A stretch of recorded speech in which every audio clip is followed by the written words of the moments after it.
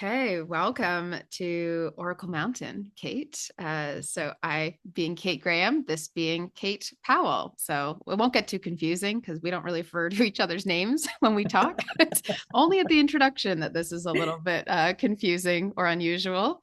So welcome to Oracle Mountain, Kate. I am so grateful that you're the first person who has joined us here on these Oracle Mountain chats. And you were an early supporter of OracleFest as well. So I just want to also say thank you because I remember telling you the vision of OracleFest and you saying, absolutely, yes, please get me involved in any way that you see fit, that the vision says.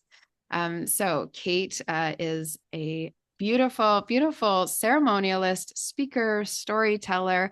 I would call you a wisdom keeper because I feel that part of your role here in your work with Wild Sacred Journey, your podcast, and all of your ceremonial and workshop work is all about protecting ancient ways and ways that were, and so that older wisdom, which I really value. I think it's so beautiful and important for us to have. So we share some similar interests, certainly with shamanic ways, ancestral wisdom, animistic and nature-based practices, um, weaving with the earth and learning more about the land and where we come from as a part of our story. So we have bonded quite well on that. And you also go by she who is of the light. Is this That which is of the star. that which is of the star? That which is of the star. Thank you for that. That which is of the star. Funny because we were just talking about names right before here, and one of my shamanic names right now is riding on light. So I clearly was like, oh, that we have some similar energy here. So Yeah. that which is of the star and myself riding on light, here we meet. So welcome and thank you. Yeah, thank you. Yeah, it's funny because, I was saying to you beforehand, whenever people ask, one of the things I think that is a challenge in these times is that so many of these roles that used to be culturally held in our modern times have kind of become stripped of some sense of their meaning. And so then it's like, whenever people ask me like, oh, well, what's your role or what's your title or what should I call you, And it's become such a fraught subject nowadays, it feels like with do we even understand what those words mean? Do we even have the mental synapses to actually like understand the cultural context of these roles? And then there's been, the ruptures of imperialism and colonialism and language and, a lot of like, yeah, there's been a lot of challenges to these different things. And so, yeah, I think, it's tricky because I think when people hear something like Oracle, right? Like that has some pretty specific cultural contexts. And um, is that actually where people's brains go, or the same with shaman or the same, whatever. And so, yeah, so for me, it does feel like, I think although I don't necessarily call myself a shaman, I do often say I do shamanic work because what that means to me is someone who senses into these different layers of existence. And there's the personal, there's the collective, there's the beyond human, there's the unseen realm, and within the unseen realm, there's like the unseen realms that like parallel this one. There's the unseen realm that we might think of as more the underworld. There's the unseen realm that we might think of as more of the overworld, right? There's like all these different layers. The ancestors are in there somewhere, both our literal ones and maybe past life ones and maybe mythical ones and and but it's all I don't know, one of the things that I've been really talking about a lot recently in my work, particularly because I do a lot of work with folks who are wanting to use their burnout or their purpose anxiety as like a jumping off point to journey into their shadows and kind of our cultural shadows as well, to then kind of see, okay, what's actually going on here and why does this keep happening and why does it seem to be getting worse and worse? And yeah, and within that, one of the things that that's become increasingly clear to me is I don't think our ancestors struggled with these things in the same way because they had different wisdom processes and cultural practices in place to help them be human and be alive. And I think a big part of that is this idea of animism, because if we look at the world, animism is just the idea that the world is all conscious and everything we encounter has a level of consciousness and a level of aliveness to it. And if we look at that, then everything is actually relationship, not resource. And so that's, I think, the piece for me. Then when we talk about oracles, when we talk about shamans, when we talk about whatever those different roles are, they were all slightly different flavors of the role of people who were, whether tasked or gifted or whatever we want to call it, with tracking the relational harmony and disharmony that was happening between these different realms, within individuals, between groups, between, um, the unseen and the seen world, but all of that. And and so of course we're going to lose that if we're living in a world where we've forgotten that everything is relationship. And of course we're going to struggle with burnout and purpose anxiety because we think we're a resource too, and we're constantly being extracted from and extracting from ourselves because we're not utilizing relational skill to deal with the world. We're using kind of these like, yeah. Anyway, this like resource model, this Yeah. capitalistic resource model. So that's my like, Ownership and industry, right? Rather yeah. than the idea of being and, yeah, of, like you say, connecting. And this Hmm. is a shift that I feel is happening in the world. Try not to talk too much about, oh, there's a big shift happening, because I feel like even when you think about our, primal ancestors, as you were mentioning, they clearly were under some kind of stress. They were under extreme physical survival stress, and yet their burnout experience would be described differently because we have different descriptors nowadays, and we have all these different kind of systems and stuff. I agree that the word oracle has also shifted in how people could even interpret it, and so there's a bit of a reclamation and sort of, for me at least, an acceptance that not everyone's gonna, I mean, people are still gonna think about the Matrix when they think about Oracle. They're gonna think about that software company when they think about Oracle, and that's just, unfortunately, that's just the way things have been built. But yeah, it is these ideas that, hey, well, we did used to really value this area of wisdom, probably for many good years in a good way. And then I think the role of Oracle has shifted as well, and we've appreciated other people in similar ways, but maybe just not called them that as well. Um, yeah, I think there must be some greater collective calling and yearning for this deeper wisdom and these more nature-based and connection-based, relational-based wisdom to come back as we feel taxed and, maybe largely globally burnt out by the amount of growth and progress we've had in that masculine way, this feminine, or, in if we can be binary like that kind of more feminine way of, yeah, just being actually is starting to come more to the forefront. I think oracles are a great way to celebrate that, regardless of, any gender associated. Hmm. Hmm. Yeah.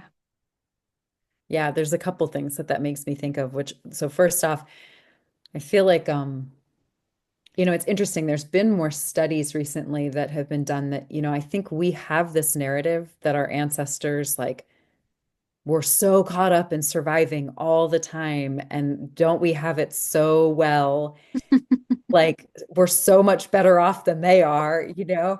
And there's actually been these studies that they probably worked less. Hmm. Like prior to the Industrial Revolution, they probably spent about 3 to 4 hours a day working. I believe that. And the rest of the time was spent connecting, community, and there was also like, how do we define work, right? So there's also that, um, craft would have been maybe not considered work for them, and yet it would have been part of their survival. But it's Mhm. just a completely different relationship. And so it's funny too how, I think we have to question sometimes, like we have to take we have to question the modern lens that we've been taught to apply you know, um, when we think about the past, because it's like, yeah, we're so caught up in survival that actually I think we're spending more hours a day fighting for survival. Different, perhaps, in that we can go to the supermarket and food is mostly just there. Most places in the world, we can more or less take that for granted. Although with climate change happening and, a lot of more violence and war, obviously that stuff gets more impacted. Um, but there's a lot of those things that, so we're not out hunting and gathering, and we're not like having to work for shelter in the same way. Although, again, with all of that stuff becoming increasingly out of most people's affordability, with wages stagnating and cost of living increasing, more and more people are becoming food and housing insecure. Um, and so it is kind of funny that we have this idea that like our ancestors, I mean, what's that phrase, like life is brutish and short or something like that. And we Yeah. tend to like assume that it was like that for everybody. And that's not to say that it wasn't. Like I'm not glorifying some long ago past. I don't think there's ever been a time when humans had it perfectly figured out or Yes. were like the epitome of whatever. But I think that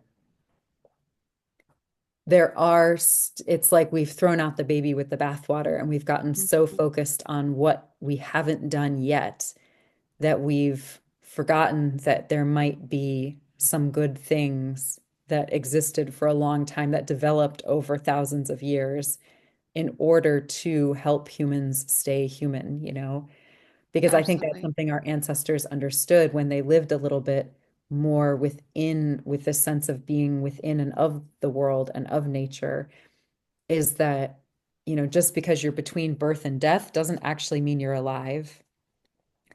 And just because we're in this like form that our eyes would look at and say, oh, that's human, doesn't actually mean you're human, you know? Like being human and being alive are not actually inevitable. There are things we actually have to work at, or to practice um and that's something that I think, along with kind of this idea of everything being relationship, that we're losing. And so because we're not remembering that those things aren't inevitable, we're losing the things that helped us stay that way. And so then we have basically, yeah, these armies of kind of like walking dead humans who aren't actually, I mean, when we look around the world at all the violence and all the division and, you know, I mean, some could argue, and I'm not saying like not human in the sense that like they're monster, but just disconnected from their humanity and the humanity of the, their fellow humans, Um, yeah. So I don't know. So it seems like this is like a time where we really need to be reclaiming humanity. And to me, the humanity speaks of and add on to, if there's more that you see as well, it speaks to me of the heart and of the spirit. And so these being a very high value, uh, again, or maybe more than they ever have been. What if we valued the heart and the spirit, that intuitive wisdom, more than they ever in history have been? And so we're not really going back to some sort of point where we say, oh, we need to do it like this. But I agree with you. Part of that solution will be carrying through traditions and connective elements and intuitive elements and practices that bring us to the heart and help us cultivate and strengthen our spirit together. Well, and when you look at, people like Pablo Picasso, right? And if you look at some of his later works, you know, they're like, it's so easy, or, Pollock or whatever, right? Like it's so easy to look at that stuff and be like, oh, a child could draw that, right? But when you look at Picasso's earlier stuff, I mean, he trained classically. And it's the idea of like, you have to know what the rules are before you can actually break them, you know? And that's where the genius comes in, is in knowing the rules and then being really strategic in how and where and when you're making choices to break them, rather than this idea of, I'm just throwing spaghetti at a wall and like seeing what sticks, kind of thing. And then, yeah, maybe you're breaking rules, but it's not for a strategic purpose. And there might be a cost that you haven't anticipated because if you didn't even know what the rules were to begin with, then you might not even understand why they were there in the first place, and what they were actually protecting or what they were actually trying to achieve. And so for me, I think it feels like that when it comes to these like ancestral traditions, right? Is it's not, you're right, it's not about going back to some point. That wouldn't apply. If you took any of our long, long ago ancestors and put them in today's world, they'd probably like shriek and die of a heart attack on the spot because they like wouldn't even recognize like what's happening. It's like Like, the joke, the meme that's like the response to like Jesus take the wheel, like that yeah. expression. It's like, I hope Jesus doesn't take my wheel. Jesus doesn't know how to drive. And it's like, it's so true, right? And from Like, my film background, I always think about, when everything was black and white and no sound, and then suddenly sound got introduced, and people were leaving because they were ill from the theaters. It was so upsetting to have this reality perception change all at once, yeah, and just how impactful that always spoke to me quite a lot to say, right. yeah, It's what we so adjust to. overstimulating. Hmm. Yeah. And so I think, and it's a shock to the system. And so, yeah, so it's not that exactly how they did things is like exactly how we need to do things because how they did things will need to be adapted for the kind of technology that we have today and the kind of lives that we're living today. And, it's not about going back to the Stone Age, although who knows if the grid collapses, like maybe we suddenly find ourselves there, in which case we might be really glad we've held on to some of the Stone Age practices. I have no idea. But, it's like, but it's like it's knowing, again, there were safeguards in place. Like that's really what culture is culture helps humans reflect on how to be human. And we've ended up in what we might call cultures of whiteness, if we want to call it that, but we could also call it cultures of um, industrialization, cultures of technology, cultures of capitalism, whatever we want to call it. But we've ended up in these cultures that prioritize linear trajectories and machines and short-term gains over long-term relationality and like all of these things. And if that's the water that we're swimming in, if that's what we're looking to and getting mirroring from about how life works, like we end up as shaped by it as it is by us, because that's really what culture does, is it helps shape us even as we shape it. And so if we're looking at these things and we're being shaped by it, then, Aesop there, it has this fable of these two pots, and one's an earthen pot and one's a brass pot, and they sit next to each other on the hearthstone. And one day the brass pot says to the earthen pot, let's go out into the world and like explore and have an adventure. And the earthen pot's kind of like, whoa, I'm a little fragile for that. Like, I don't think I can do that. The brass pot kind of keeps encouraging and he says, no, no, like if we encounter anything hard, I'll step in the way, I'll protect you, all of that kind of stuff, right? So finally the clay pot agrees. And so the two of them set off and they're on their three legs. And so they're like jolting back and forth and they're knocking into each other as they go, right? And it doesn't take more than like 12 steps before the earthen pot cracks from the attempt to move and the bumping into the brass pot as it goes. And with one more step, it shatters into a ton of pieces. And Aesop says the moral of the story is like equality makes for the best companionship or something like that. But, which could be interpreted somewhat problematically. Yeah. But but the way I kind of look at it in this modern world is like we are the earthen pots, right? Like Hmm. our body is much closer to the natural world than it ever will be to Hmm. machines and technology, even the ones that we've like designed sort of based on our human skeletons and systems, right? Hmm. Like, and so it's like, what is the cost of us trying to keep up with the brass pot and Hmm. comparing ourselves to the brass pot? And so we could look at ourselves as like, we're so fragile, we're so fallible, we're so this, we're so that. Or we could look at it as like, we have different needs and we thrive in different environments. And um, we can't expect ourselves to keep up with the brass pot or we're going to like completely fall apart. And yet, if we have this culture that's mirroring us back to us, that's shaping us, it's shaping us into clay pots that want to be brass pots. and then we wonder why we're constantly falling apart and cracking and crumbling. And then we have all of these sort of healing modalities, quote unquote, that mean well, but are in collusion with the brass pots, Mm-hmm. you know, in their approach, even if that's not what they think they're doing or that's not their Mm-hmm. intention. And then they're putting diagnoses on the earthen pot, trying to tell it what's wrong with it Mm-hmm. as if it should be a brass pot.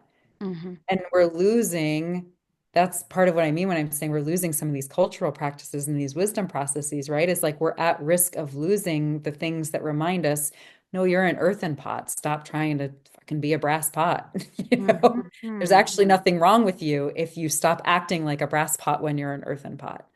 You Absolutely. know, like you don't need a diagnosis for that necessarily. You just Yeah. need to come back into alignment with how you're actually designed. And Uh, be in your own being and who you are, because what a path to also lack of fulfillment and feeling disconnected from self and lost, which is, I would say, our one of our largest modern problems is this feeling of disconnect largely from I did a podcast episode on purpose anxiety at one point because a longtime listener had written to me and kind of asked me about some of the other stuff I'd been talking about, and she'd seen a interview with Liz Gilbert, and I can't remember who was interviewing her, but anyway, and they touched on purpose anxiety, and so anyway, this listener was kind of putting together like purpose anxiety and some of the other things I was talking about, and kind of asked what I thought about it. And so anyway, I ended up, and it was one of, I would say to date, it's been one of my more listened to and commented on, like responded to. It really touched something for people. I could tell in a way that a lot of my other episodes, if it has touched things for people, they haven't felt called to like show me, in kind of the same way. Um, and I really do. I mean, like that's like such a heartbreaking thing, right? Because again, here's this internalized capitalism telling us that purpose is something we do. And then, moreover, purpose is something we can lose or not find. And therefore, conveniently, it can sell us all the different like classes and trainings and this, that, and the other thing that like, are going to help us find our purpose. absolutely. And in reality, our purpose is to express that we each have some spark of the divine within us, and it's going to get filtered through the unique meeting point that each of us is of our ancestors, our past lives, where we were born, where, like, right? Like we're each some little unique meeting point of so many different threads of things. And that becomes like a filter for the divine light to come through. And like, how simple, like our purpose is just to to let that divine light come through our unique meeting point of these things. I'm a different meeting point than you are. We have some similar threads, Same you name. know. Right, I know. And like, we have some similar like Yes. ancestry threads, and we have some similar, places in the world that have some similar, things, and Yes. there's some history, so there's like, but yeah, but in the same name, yeah. But we're each like, yeah, our unique little thing, and yeah, and purpose it's not what we do. It's getting out of our own way enough to just express, to let aliveness express itself through us, You you know. took the words right out of my mouth because this whole time you were saying that, I was thinking, yeah, I just had a conversation about that recently that with clients that it really so much more of the process of connecting to intuition, but also of pursuing the life that your soul is seeking and you're seeking, and you feel that disconnect of what's out there and what's in here, and you're trying to close that gap. So much of it is just getting out of the way, and that delayering process is about taking on okay, what are the cultural maybe limitations to how you've been seeing, what are the beliefs that hold you back from just that innate Mhm. ability to be without conflict internally, and then allow yourself to, because we are going to keep moving, we're going to keep changing. Humans have grown so much, you know, it's so amazing actually what we've accomplished in many ways. And so it's just about sidestepping those destructive pieces that, you know, are interrupters to what is actually really natural for Mhm. us, and maybe not expecting ourselves to be brass pots. I really love that analogy. I think it's so beautiful. And so I think a lot of people will resonate with that as well. Mm. If there was one practice that you believe needs a resurgence or a revival, or at least you feel maybe that you'd like to invite people, say on the mountain below and the lands below, who are seeking exactly what you're saying, what would you suggest? Mm.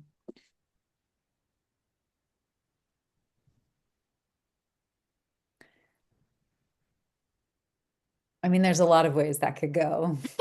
But I would say like one of the biggest is building up the skills and the capacity to de-armor our hearts. Mm-hmm. Because I think I'm like tearing up a little as I say that, but it's um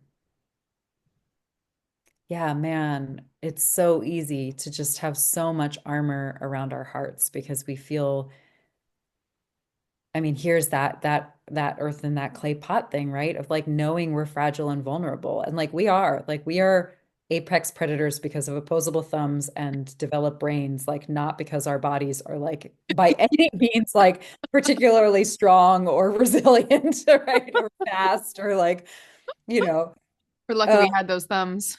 yeah, I know. Yeah. So, and I think there's always an insecurity when we know we're fragile and we're afraid of being so. Mm-hmm. And so I think there's like, and then before we know it, we're not even consciously doing it, but we're jumping through all these hoops and doing all these acrobatics to try and avoid acknowledging that we are tender, vulnerable, honestly weak species, and that can actually be a superpower because I had an image back when I first started practicing yoga and yoga asana. I was on my mat one time and I was really struggling when I first found that practice, and like really depressed, really disconnected, like feeling utterly isolated, like trying to connect with other humans, and I just couldn't seem to do it. Um, and it was like one of those things where when I started practicing, like anytime my head was below my heart, I would just like start sobbing like on my mat. And I remember at the end of one practice, I was laying there in the shavasana, in the corpse pose at the sort of integration pose at the end of asana practice. And so I was laying there on my back and I had this image of like me being like a clay body. This was long before I knew this fable. And it was like cracking and trying to come apart. And I remember my reflex in that moment, my instinct was to try and pull it all together. And I caught myself doing that. And some wisdom that was coming through me, but not of me, like came through in that moment. And it was kind of like, well, what would happen if you let it fall apart? Because holding it together is like not working for you. So what would happen if you let that go?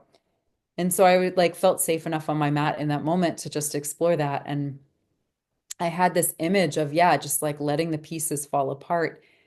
And I'm going to start crying. What came through was like the brightest, most beautiful light I had ever seen. And, and you hear that cliche from time to time, but it's like different when you have this like vision of it, like in the moment in a really still somatically connected way to like what you're experiencing in that moment.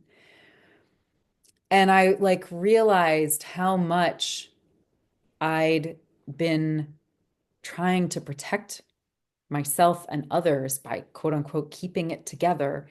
And in reality, all I was doing was I was keeping this light that was in me from coming out. And,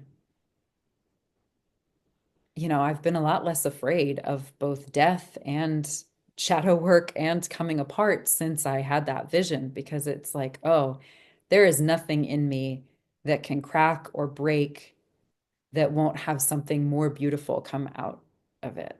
you know, and like even in the last year, I just have had my heart just like utterly shattered by so much of what's going on in the world, but also then by things happening in my personal life and some conflicts and some interpersonal relationships. And I would literally sometimes have this image of my like heart just like oozing blood like all over the place.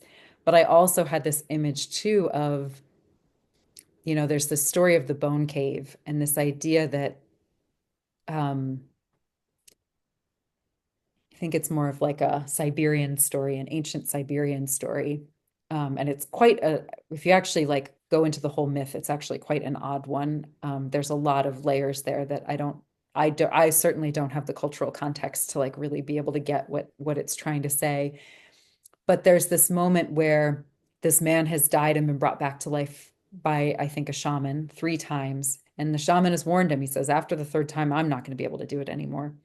But he takes the shaman takes the bones after the man dies for the third time. And he keeps dying because of greed, because he's not listening, because, of these things. And he takes him into this cave, and there's an old hag woman, like the hideous woman in the cave, right? The life, death, life mother. And he brings her the bones like they're firewood for her fire, and she puts them on the fire.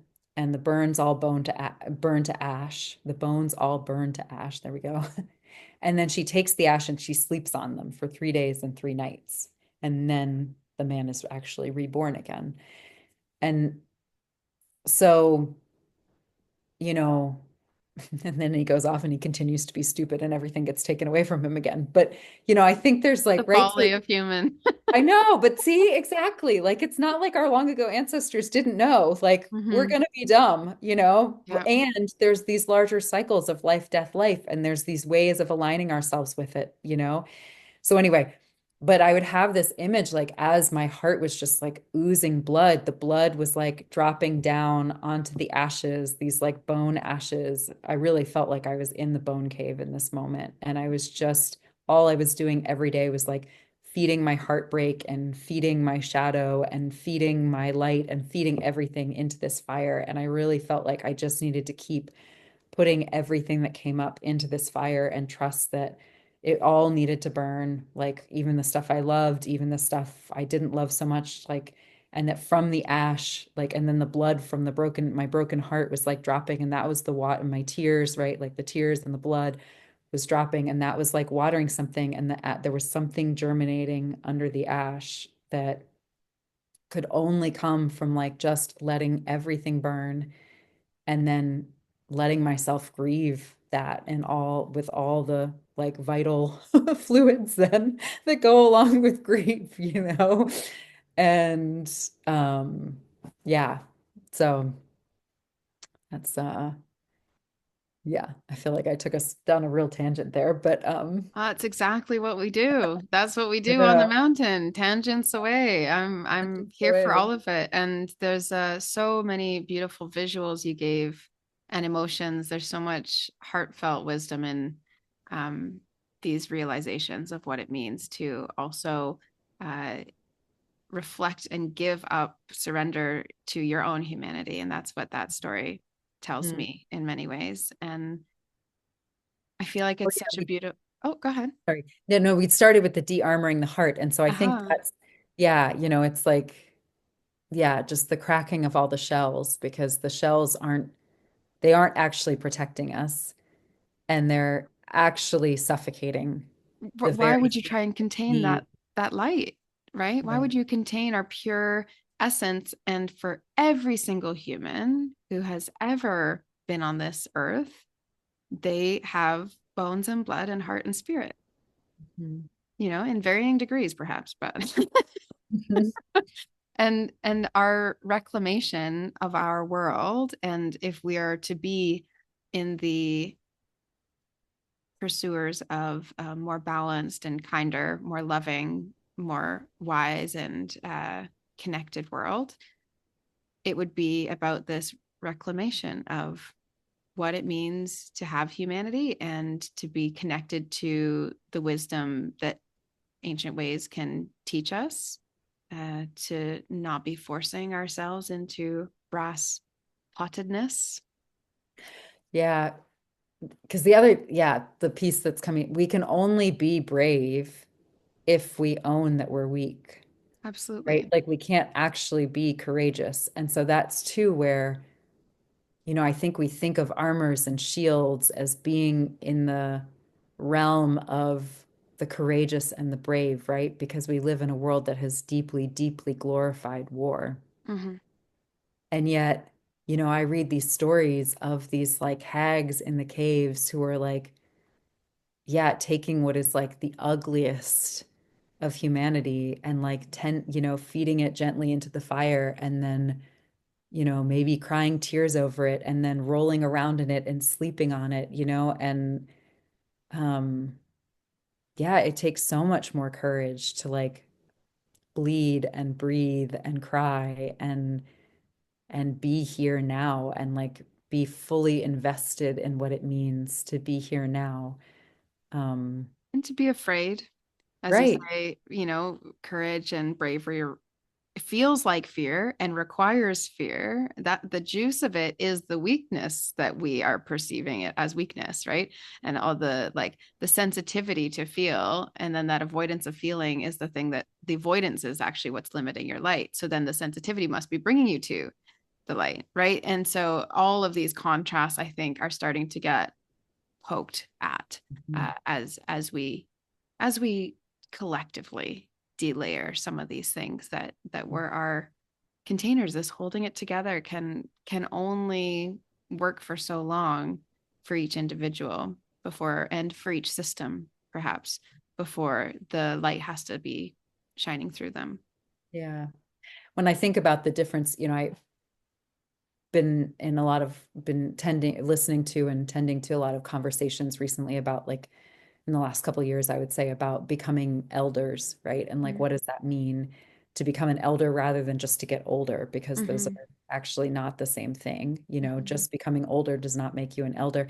And when I think about the different types of older people we encounter, when I think about who I would apply elder to, usually those people have some kind of spark still in them, you know, some kind of something that makes you say, wow, this person would have a lot to share. Like, I want to sit by this person and learn from this person or, whatever.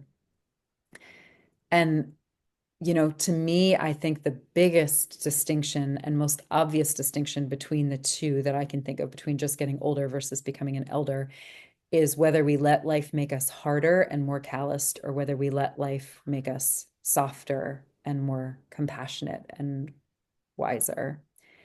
And and like we're all going to bump up against brass pots. We're all going to bump up against sharp edges, like our own and each other's and the world's. And, you know, do we let that rubbing build up thicker, thicker, thicker skin so that nothing can get out or in?